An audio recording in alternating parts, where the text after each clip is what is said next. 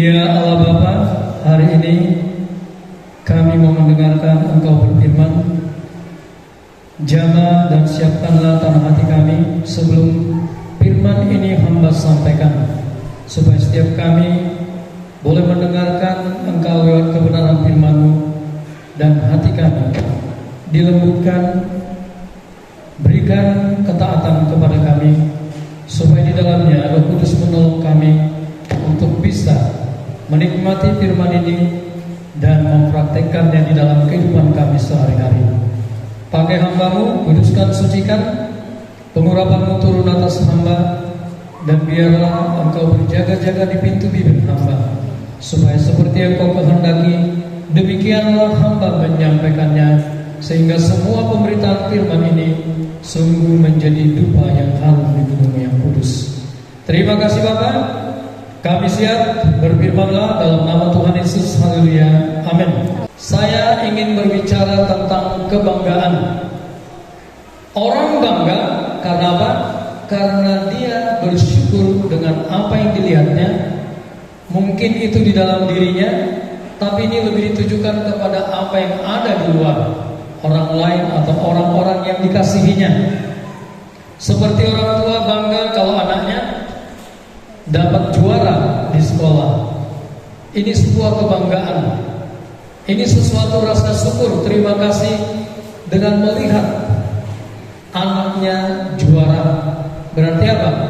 Kebanggaan ini adalah wujud terima kasih kita kepada Tuhan dengan melihat atau memiliki orang-orang di sekitar kita, orang-orang yang ada di dekat kita, kalau mereka berhasil di dalam hidupnya atau mencapai goal yang sudah ditargetkan. Ini sebuah kebanggaan.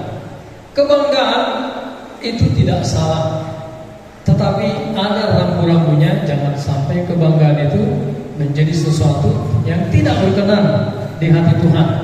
Seorang olahragawan dengan melihat olahragawan yang sudah terkenal mendunia, itu bisa menjadi idola, itu bisa menjadi kebanggaan, itu bisa menjadi sebuah kegaguman yang membuat dia menjadi terinspirasi dengan apa yang dilakukan oleh olahragawan yang terkenal ini. Pertanyaan saya kepada kita semua, bagaimana dengan kita? Apakah kita bangga kepada Kristus? Banggakah kita memiliki Yesus?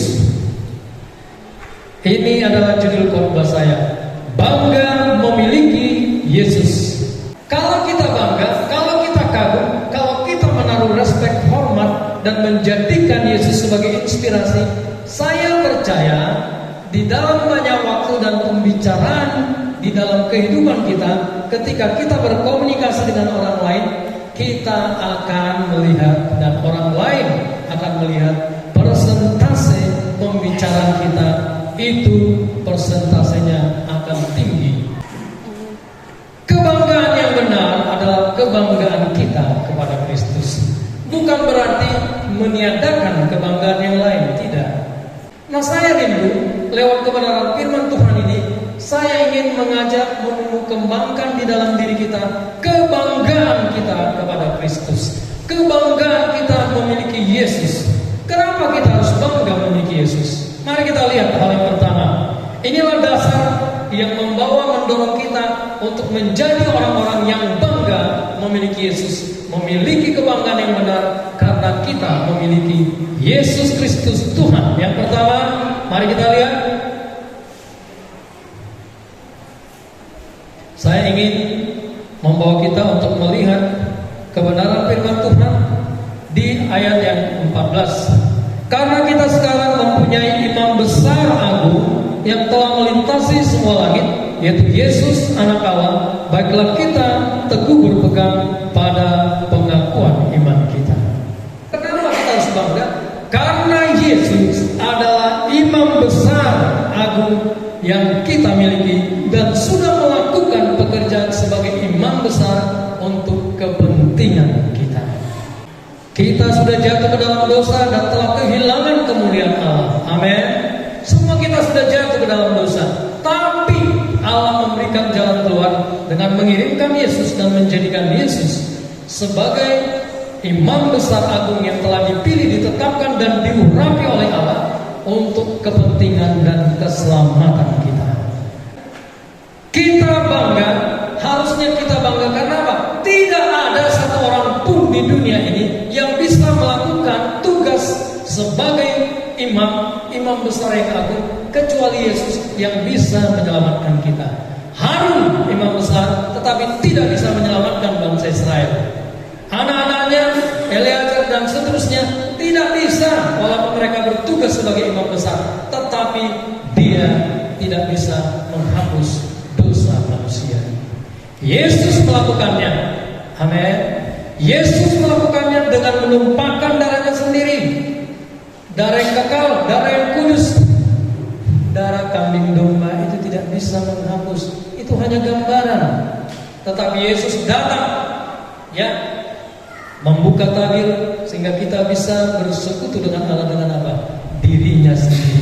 Dia mati di kayu salib, darahnya tertumpah untuk menyucikan, menguduskan dan mendamaikan kita dengan Allah Bapa di surga. Yang kedua, di ayat ke-15, sebab imam besar yang kita punya bukanlah imam besar yang tidak dapat turut merasakan kelemahan-kelemahan kita. Sebaliknya sama dengan dia telah dicobai hanya tidak berbuat dosa. Perhatikan, kenapa kita harus bangga? Dikatakan turut merasakan.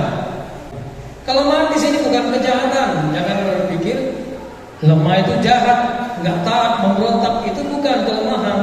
Tapi apa?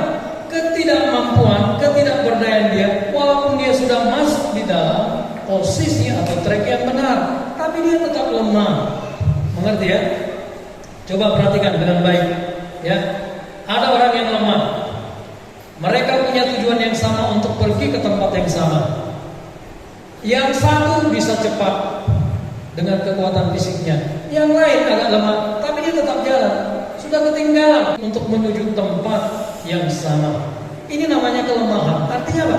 Dia tetap berjalan, dia tetap ada di track yang benar, tetapi memang kemampuannya itu terbatas dibandingkan orang lain yang lebih yang diberikan Tuhan.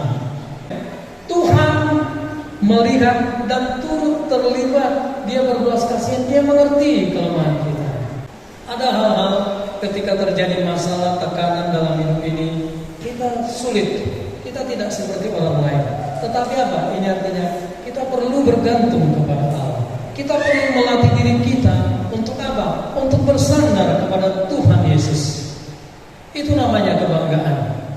Kebanggaan yang kedua ini berarti kalau kita tahu kita lemah, kita mau, kita datang bersandar, Tuhan, aku tidak mampu, aku tidak seperti orang lain, tetapi aku tahu kalau aku bersama dengan Engkau akan memampukan aku seperti orang lain itu juga. Amin.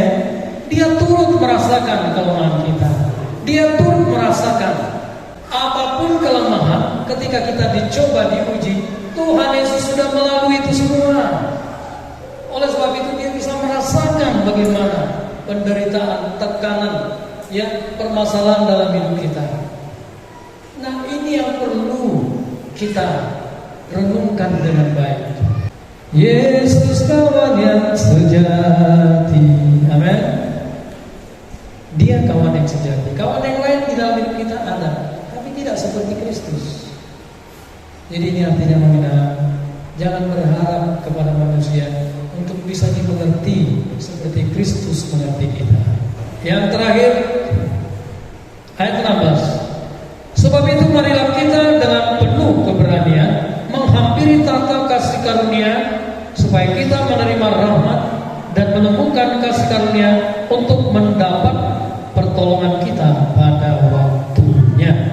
Nah, perhatikan, kalau kita ada di dalam dosa, kita selalu akan merasakan tuduhan-tuduhan. Sebelum kita melayani, mungkin kita bentrok dengan keluarga atau tetangga atau anak dengan suami istri. Kalau kita nggak kuat di dalam kasih karunia Tuhan, di dalam kebenaran, ini akan mengganggu kita di dalam beribadah dan melayani Tuhan. Kita akan berkata, saya tidak layak, benar tidak layak. Tetapi dosa sudah diselesaikan Yesus di kayu salib. dengan menumpahkan darahnya, mendamaikan kita dengan Allah. Tetapi di dalam kehidupan sehari-hari, Tuhan tetap memberikan solusi. 1 Yohanes 1 ayat 9, kalau kita mengaku dosa, Dia adalah setia dan adil. Dia akan mengampuni kita dari segala dosa kita dan menyucikan kita dari segala kejahatan kita. Keberkenanan kita bukan karena kita sepanjang hari sudah melakukan hal-hal yang baik, tidak. Keberkenanan kita kalau kita punya akses kepada Allah, yaitu Yesus sebagai jalan masuk, sebagai akses untuk bisa kita ada dan hadir di dalam hadirat Tuhan. Tanpa Yesus kita tidak bisa mengenal Allah. Bapa tidak akan melihat dan tidak akan menerima apa-apa dari dalam diri kita kalau Dia tidak melihat darah Yesus ditumpahkan atas hidup kita. Kalau kita datang tidak dengan nama Yesus, Tuhan tidak akan mendengar doa kita. Amin. Coba perhatikan. Saya ingin membawa kita kepada Yohanes 14. Coba baca Yohanes 14 ayat 13 dan 14. Silakan kalau ada yang sudah dapat. Dan apa juga yang kamu minta dalam namaku, aku akan melakukannya, supaya Bapa dipermuliakan di dalam Anak. Jika kamu meminta sesuatu kepadaku dalam namaku, aku akan melakukannya. Amin. Jadi untuk Tuhan Allah mendengar doa kita, tidak boleh datang hanya dengan diri kita. Walaupun kita mungkin selama sepanjang 1 minggu sudah menjaga hidup kita supaya tetap benar di hadapan Tuhan. Tapi kalau menghadap tahta kasih karunia Allah, tidak boleh, tidak ada jalan kecuali melalui Yesus Kristus, Imam Besar Agung kita. Yesuslah akses jalan kepada kasih karunia Allah, kepada tahta kasih karunia Allah. Tidak ada jalan lain, amin. Amin. Ketika kita menghadap Allah, kita hanya layak. Apapun jabatan kita, apapun posisi kita, apapun status sosial kita, tidak bisa dibawa untuk menghadap Allah kecuali datang dengan darah Yesus dan di dalam namanya. Amin. Amin ya. Ini harus membawa. Ini harus kita renungkan untuk membawa kita kepada Allah. Bagaimana Allah menolong kita sementara kita belum berkenan di hadapan Allah? Bagaimana Allah menguduskan kita dari segala dosa kita kalau darah Yesus tidak ditumpahkan atas hidup kita? Gak bisa. Kalau kita berdoa di hadapan Allah, kita harus membawa diri kita dengan perantaraan Kristus. Artinya apa? Yesus menjadi pendoa sapa, pengantara yang membawa dan melayakkan kita di hadapan Allah. Sehingga ketika Allah melihat Yesus, melihat darah itu, kita menjadi kudus dan benar di hadapan Allah. Amin. Ini harus membawa kita untuk merenungkan, tidak ada satu pribadi pun di dunia ini yang bisa melakukan itu. Terus bagaimana? Bukankah kita seharusnya memiliki kebanggaan di dalam hidup kita kepada Kristus? Bukankah ini harus membawa kita untuk lebih lagi mencintai Yesus, mencintai firman-Nya, untuk lebih lagi setia di dalam beribadah dan melayani Tuhan? Harusnya ini mendorong, membangkitkan kekuatan semangat di dalam diri kita. Kalau Yesus sudah melakukan segala sesuatu untuk saya, harusnya saya belajar untuk mencintai Dia dan bangga memiliki Yesus di dalam hidup saya. Ya Allah Bapa yang memiliki hati dan mengelola hati kami, taruhkanlah kebanggaan di dalam diri kami, supaya kami di dalam hidup ini sungguh bangga memiliki Yesus sebagai Tuhan dan Juru Selamat di dalam hidup kami, sebagai Imam Besar Agung yang selalu ada dan menyertai kami, dan kapanpun itu Dia ada bagi setiap kami. Terima kasih Bapa, di dalam nama Tuhan Yesus. Haleluya. Amin.